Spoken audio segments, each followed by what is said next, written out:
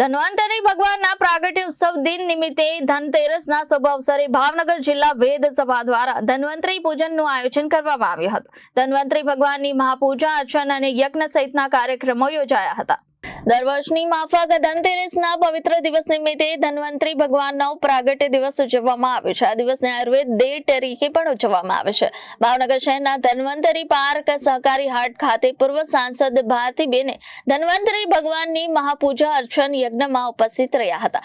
ધન્વંતરી ભગવાનની પૂજા અર્ચન અને આયુર્વેદિક કેમ્પમાં આયુર્વેદિક ડોક્ટરો, ભાઈ બહેનો તથા મહાનુભાવો ઉપસ્થિત રહી પૂજા અર્ચના કરી હતી।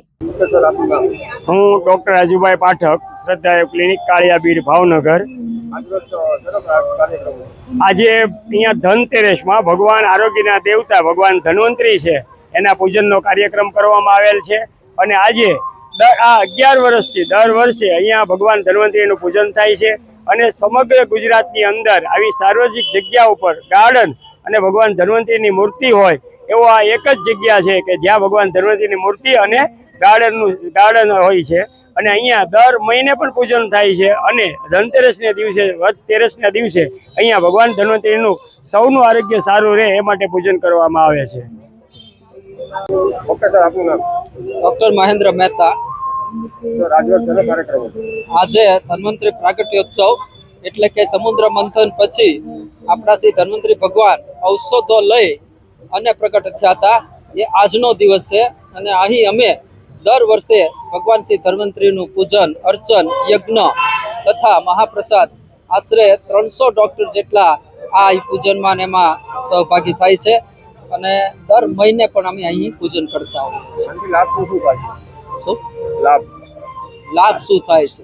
આપણા ભગવાન ધન્વંતરી જે છે એ દરેકનું આરોગ્ય સાચવે છે। આજે કોઈ પણ માણસો એના આરોગ્યની જાળવણી ધન્વંતરી ભગવાન કરતા હોય છે અને આયુર્વેદના તો અધિષ્ઠા દાતા છે તો એમનું અમારે પૂજન ખાસ કરવું જ જોઈએ વૈદ્યોએ એવું અમે માનીએ છીએ।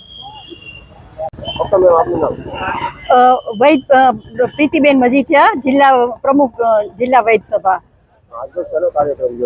આજે ધન્વંતરી પૂજનનો કાર્યક્રમ છે। ધન્વંતરી પ્રાગટ્યોત્સવનો છે। ધન્વંતરી ભગવાન આરોગ્યના અધિષ્ઠાતા દેવ છે અને એની પૂજા યજ્ઞ અને મહાપ્રસાદ એનું આયોજન કરીએ છીએ અમે લોકો। Reporter Firoz Malek, Janadesh news, Bhavnagar.